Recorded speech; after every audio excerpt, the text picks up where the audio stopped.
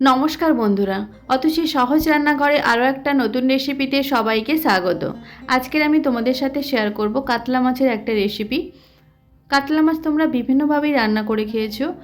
আমি রিকোয়েস্ট করব অবশ্যই একবার কাতলা মাছ এইভাবে বানিয়ে দেখো। গরম ভাতের সাথে ভীষণই ভালো খেতে হয়। আশা করি আজকের ভিডিওটা তোমাদের ভালো লাগবে। যদি ভালো লাগে তাহলে অবশ্যই একটা লাইক করে দেবে। দেখে নেওয়া যাক আজকের আমার ভিডিওটি। কাতলা মাছের এই রেসিপিটা বানানোর জন্য প্রথমে আমি 6 পিস কাতলা মাছ খুব ভালো করে ধুয়ে পরিষ্কার করে নিয়েছি। এখন আমি স্বাদমতো লবণ আর খুব সামান্য পরিমাণ হলুদ দিয়ে মাছগুলো ম্যারিনেট করে নেব। তোমরা চাইলে এখানে হলুদটা বাদ দিতে পারো, শুধু লবণ দিয়েও মাছটা ম্যারিনেট করে নিতে পারো। আমি খুব সামান্য পরিমাণ লবণ আর হলুদ দিয়ে মাছটা ম্যারিনেট করে রেখে দেব। আমি এখানে গোটা মশলা নিয়েছি। আমি নিয়েছি 2টো শুকনো লঙ্কা, কয়েকটা গোলমরিচ, কয়েকটা এলাচ, 1 চামচ মৌরি আর 2 চামচ গোটা জিরে, 2 চামচ গোটা ধনে। এখন আমি শুকনো কলায় আমি এই মশলাগুলোকে কিছু সময় ভেজে নেব। এই ভাজা মশলাটা ঠান্ডা হয়ে গেলে আমি গুঁড়ো করে নেব। তারপর আমি নিয়েছি 2টো মিডিয়াম সাইজের পেঁয়াজ কুচি নিয়েছি আর নিয়েছি আদা রসুন গ্রেট করে। পেঁয়াজটা আমি পেস্ট করে নেব। এখন আমি কিছু সবজি নিয়েছি আমি একটা টমেটো দানাগুলো ফেলে দিয়ে এরকম ছোটো ছোটো টুকরো করে কেটে নিয়েছি ধনেপাতা, একটু ক্যাপসিকাম, আদা একটু গ্রেট করে নিয়েছি আর নিয়েছি কয়েকটা কাঁচা লঙ্কা। এখন আমি গ্যাসে একটা কড়াই বসিয়ে দিয়েছি আর দিয়েছি সর্ষের তেল। তেলটা খুব ভালো করে আমি গরম করে নেব।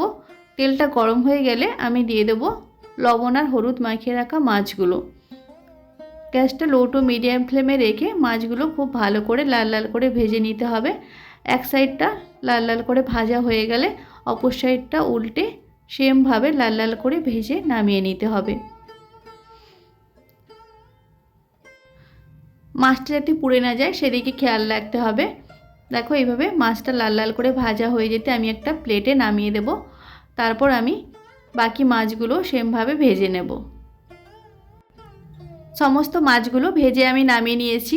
এখন ওই তেলেই আমি দিয়ে দেব আগে থেকে করে রাখা পেঁয়াজের পেস্ট। পেঁয়াজের পেস্টটা দিয়েও খুব ভালো করে ভেজে নিতে হবে। গ্যাসটা লো টু মিডিয়াম ফ্লেমে রেখে পেঁয়াজটা খুব ভালো করে লাল লাল করে ভেজে নিতে হবে। দেখো পেঁয়াজটা খুব ভালো করে আমার ভাজা হয়ে গেছে। এখন আমি দিয়ে দেব 1 চামচ আদা রসুনের পেস্ট। আদা রসুনের পেস্টটা দিয়েও খুব ভালো করে কষিয়ে নিতে হবে। যতক্ষণ না আদা রসুনের কাঁচা গন্ধটা চলে যায় ঠিক ততক্ষণ পর্যন্ত ভালো করে তেলে কষিয়ে নিতে হবে। গ্যাসটা একদম লো টু মিডিয়াম ফ্লেমে রেখে মশলাগুলো খুব ভালো করে আমি কষিয়ে নিয়েছি। এখন আমি দিয়ে দেব 50 গ্রামের মতো টক দই। টক দইটা আমি খুব ভালো করে ফেটিয়ে নিয়েছি। টক দইটা দিয়েও খুব ভালো করে কষিয়ে নিতে হবে। আর টক দইটা দেওয়ার সময় অবশ্যই গ্যাসটা একদম লো ফ্লেমে রাখতে হবে, নাহলে টক দইটা ফেটে যেতে পারে। লো ফ্লেমে রেখে টক দইটা খুব ভালো করে কষিয়ে নিতে হবে। যখন মশলা থেকে তেল ছাড়বে তখন আমি দিয়ে দেবো স্বাদ মতো লবণ। লবণটা দিয়েও খুব ভালো করে কষিয়ে নিতে হবে। মশলার সাথে লবণটা খুব ভালো করে আমি মিশিয়ে নিয়েছি। এখন আমি দিয়ে দেব 1 চামচ গরম মশলা আর 1 চামচ কাসুরি মেথি। কাসুরি মেথিটা আমি ড্রাই রোস্ট করে নিয়েছি একটু। এখন গরম মশলার কাসুরি মেথিটা দিয়েও খুব ভালো করে আমি মশলার সাথে কষিয়ে নেব। আর দিয়ে দেব আমি যে ভাজা মশলাটা রেডি করে রেখেছিলাম সেই ভাজা মশলাটা আমি দিয়ে দেব এখানে। মশলাটা দিয়ে খুব ভালো করে আমি কষিয়ে নিয়েছি। এখন আমি খুব সামান্য পরিমাণ জল দিয়ে দেব। জলটা দিয়ে মশলাটা ভালো করে কষিয়ে নিতে হবে।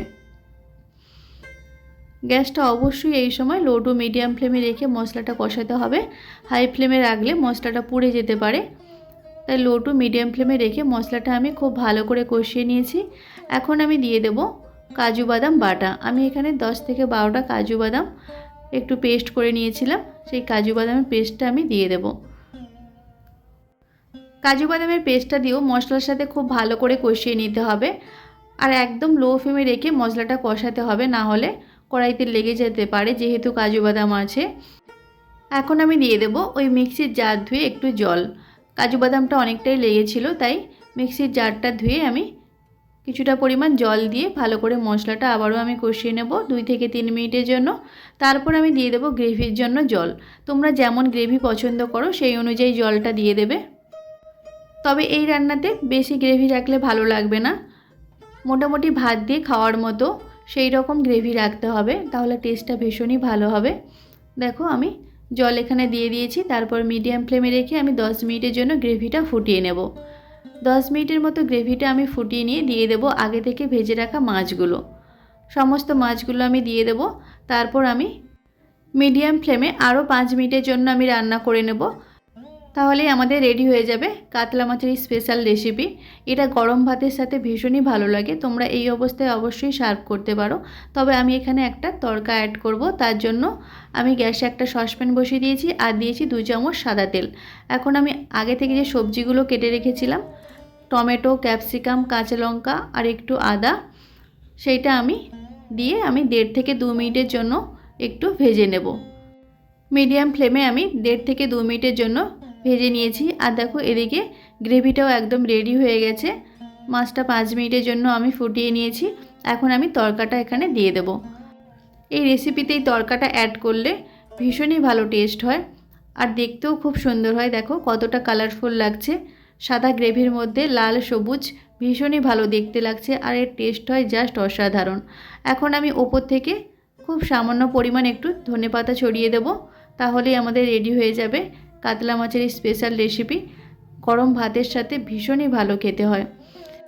বাড়িতে কোনো ছোটোখাটো অনুষ্ঠান থাকলে এই রেসিপিটা অবশ্যই ট্রাই করতে পারো, বা কোনো ছুটির দিনে এই রেসিপিটা ট্রাই করবে, ভীষণই ভালো খেতে হয়। দেখো ধনেপাতাটা আমি দিয়ে দিয়েছি। এখন আমি গ্যাসটা অফ করে দেব, তারপর আমি সার্ভ করে দেখাচ্ছি। দেখো এই সাদা গ্রেভির কাতলা মাছের রেসিপিটা ভীষণই ভালো খেতে হয়। গরম ভাতের সাথে তো আর কোনো কিছুই লাগে না, শুধু এই কাতলা মাছের রেসিপিটা দিয়ে পুরো ভাতটাই খাওয়া হয়ে যাবে।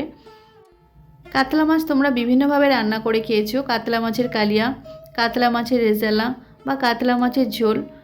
তবে আমি রিকোয়েস্ট করব কাতলা মাছের এই রেসিপিটা অবশ্যই একবার বাড়িতে ট্রাই করবে, ভীষণই ভালো খেতে হয়, বাড়ির সকলে খুবই পছন্দ করবে। একবার বানালে বারবার বানাতে চাইবে এই কাতলা মাছের রেসিপিটা। আশা করি আজকের রেসিপিটা তোমাদের ভালো লেগেছে। যদি ভালো লাগে তাহলে অবশ্যই একটা লাইক করে দেবে আর কমেন্ট করে জানাবে আজকের রেসিপিটা কেমন হয়েছে।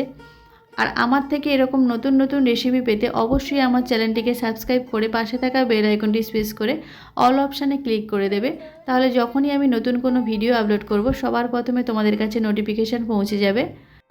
আজকের ভিডিওটা এই পর্যন্ত। নেক্সট কোনো ভিডিওতে তোমাদের সাথে আবার দেখা হচ্ছে নতুন কোনো একটা রেসিপি নিয়ে। ততক্ষণে তোমরা ভালো থেকো, সুস্থ থেকো। ধন্যবাদ।